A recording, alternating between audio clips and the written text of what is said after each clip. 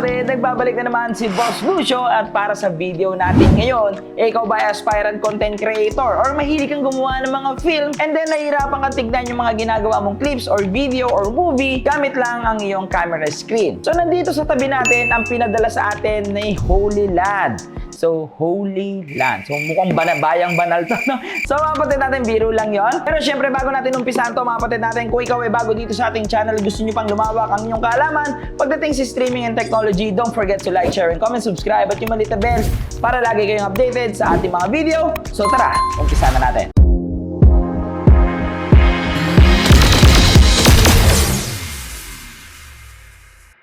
So yun na nga, puntahan na natin dito yung ating topic. Again, gusto ko muna magpasalamat kay Holy Land. Yan ay isa sa mga dream company ko na gusto maka-work kasi mapatid natin lahat ng kanilang product, pwede mo talaga magamit pang improve ng iyong paggawa ng mga movie. Again, guys, ng mga content creation. Again, Holy Land, maraming salamat po. So ito yung bago nilang product, the Mars M1 Monitoring Built-in Wireless Transceiver. So guys, buksan na muna natin. So sa kanyang packaging, maganda at fully intact dito yung ating product. So guys, buksan na natin.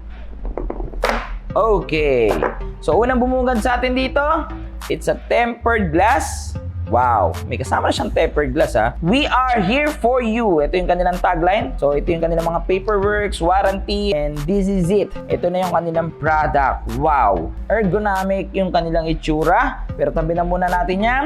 So meron siya dito ang DC power cable at yung kanyang USB Type-C to USB-A connector. Wow, ayos. So wala nang laman yung box, guys. So puntahan na natin dito etong pinaka-topic natin ngayon dito sa video na to. So umpisa natin dito sa kanyang build and quality. So una pa lang, pagkahawak ko pa lang, napaka-premium dito ng kanyang itsura. So nagustuhan ko dito yung ginawang design ni Holy Land, mga kapatid natin. Yung medyo rough finish dito yung black. Rugged style dito yung ating monitor. And then sa ibabaw, meron din siya dito mga airflow. Siyempre mga kapatid natin, umiinit ito dahil ito yung wireless monitor. Sa likod, makikita natin dito yung dalawang DC input at DC in at meron din siya ditong SDI in. So yung SDI in ay ginagamit ito para sa mga camera na walang HDMI like the Red Komodo. Yung Red Komodo po kasi mga kapatid, it's walang HDMI. Bukod doon, nandito rin sa likod yung kanyang power button at dito naman sa kanyang left side, guys, makikita natin dito yung kanyang 3.5mm jack para sa monitoring at ang USB Type-C interface. So meron din siya dito ng 1/4 inch mount at dito naman sa other side, nandito yung dalawang HDMI interface. Ito nga ang HDMI out at ang HDMI in. So sa ilalim, meron din dito mga airflow. At dito syempre, meron din siya dito ang 1/4 inch mount, mga kapatid natin. Para kung gusto mo siyang i-portrait, mga kapatid, at i-landscape po pwede. Which is good dahil mga kapatid natin, yung ibang mga wireless monitor, wala niyan. Meron lang sila yung pang landscape lang. So para sa kanyang build and quality, para sa isang monitor, para sa akin ito agad 10 out of 10 to. Sobrang solid, mga kapatid natin. Hindi mo ma-feel ditong cheap yung monitor na hawak mo. So umpisahan naman natin dito sa kanyang specs. So tanggalin na muna natin ito para malinis. So puntahan na natin dito yung mga key main features nitong Mars M1. Unahin na natin dito na meron itong napakagandang monitor at may total ito na 5.5 inches monitor na Full HD at kaya mag-transmit ng 4K using our HDMI para sa ating mga camera. So kung meron kayong mga high-end camera, guys, na kaya mag-shoot ng 4K, mga kapatid, and yun, HDMI cable lang, pwede nyo na siyang ma-monitor gamit lang itong Mars M1. Napakaganda ng picture quality nitong Holy Land Mars M1. Napaka-accurate ng kanyang color. Samahan pa natin na meron siyang brightness na 1000 nits. So kahit outdoor ka nagsushoot, kahit yung araw, sobrang ma-appreciate mo pa rin itong Mars M1. So pag gusto natin siyang paganahin, guys, meron naman siyang included dito, guys, na DC power. Pero mapatid natin, kung gusto mo talaga ng handy, kailangan mo dito ng mga battery pack.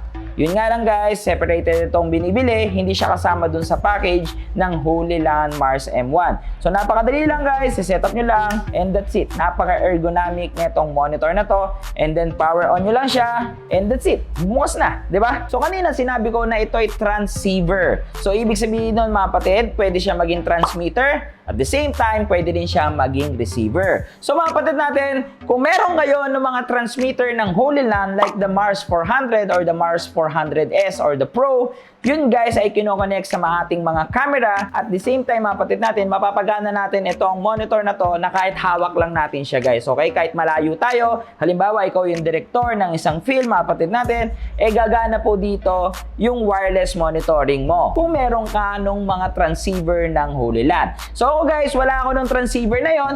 Pero, hindi ibig sabihin nun, hindi ko na magagamit itong Holy Land Mars M1. So, yun na nga guys, pwede ko naman siyang gamitin through HDMI cable, mga kapatid natin, para maging transmitter pa rin siya. So, pwede ko pa rin siyang mapanood guys, yung ginagawa ko mga video, mga kapatid natin, and that's it. So, paano yun i-setup mga kapatid? So, pupuntahan lang natin itong camera na to. So, connect lang natin dito yung HDMI cable. At syempre, mga kapatid natin, ikakabit lang natin ito sa kanyang HDMI in. So, pwede natin gamitin yung HDMI out kung gusto natin maglabas ng isa pang display like meron ka pang extra monitor, mga kapatid natin po, pwede po doon. So that's it mga kapatid natin. So kagaya na ito mga kapatid, nakikita ko na mas maayos at mas malinis dito yung shot na nagagawa ko sa aking mga camera. So hindi ko naman sinasabi mga kapatid na papangit yung mga camera screen na meron tayo. Ang maganda lang dito, ang advantage lang nito guys, mas malaki na siya at marami siyang mga features. So puntahan na natin yung mga features kung ano nga ba yung advantage mo pag meron kang Mars M1. So hindi lang siya basta-basta monitoring monitor. So meron din siya dito mga iba't ibang mga settings mga kapatid at tools guys. So meron siya dito ang mga graph para makontrol mo dito yung kulay or yung white balance na meron. Meron din siya dito ang histogram. So meron din mga zebra. Meron din dito ang picking color kung ano yung mas gusto mong napipick ng iyong camera. Siyempre guys, yung focus. At ang isa sa mga nagustuhan ko dito is yung kanyang color LUT guys. Okay, yung LUTs guys. So sa mga marunong gumawa ng mga video guys, so napaka-importante ng LUTs pagdating sa editing. So dito guys, sa Mars M1, meron na po silang default guys. Yun nga lang, lilima lang yan. So po pwede mo yang dagdagan using your USB. Magda-download ka lang ng mga LUTs mo or meron ka na mga presets guys, and that's it. Install mo lang mga kapatid natin sa iyong USB and then plug the USB here, Mars M1, magagamit mo na yung mga LUTs na yon. So napakalaking time consuming nun mga kapatid natin para sa isang content creator kung may mga ganun kang features. So sobrang bang daming features na ito guys. The aspect ratio pwede ko rin palitan, at ang pinaka-importante dito guys, para sa akin ang pinakamaganda dito is yung play pause settings mga kapatid. So napakalaking bagay na ito para sa akin. Halimbawa gusto mong mag-cut na ginagawa mo or gusto mong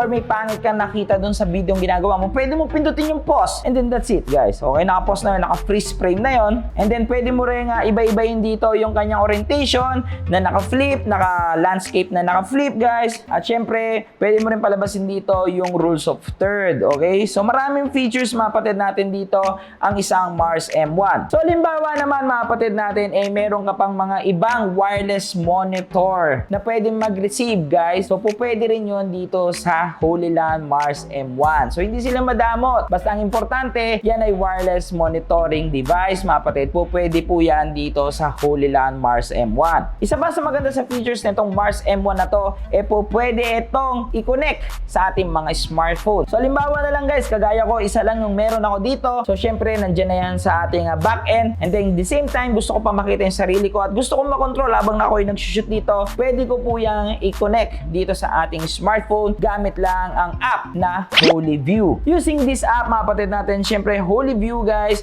and then punta lang po kayo sa settings nitong ating Mars M1. Makita nyo po dito yung device input, yung device information. So makita nyo yung Wi-Fi name and then password guys. Ko-connect lang po kayo dyan and that's it. Connected na kayo dito sa ating smartphone device. So as you can see, our Mars M1 and ang ating smartphone, parehas na po dito ang nakakakuha ng feed mula sa ating camera. So guys, sabay na sabay sila halos. Hindi mo mapapansin dito yung kanyang delay.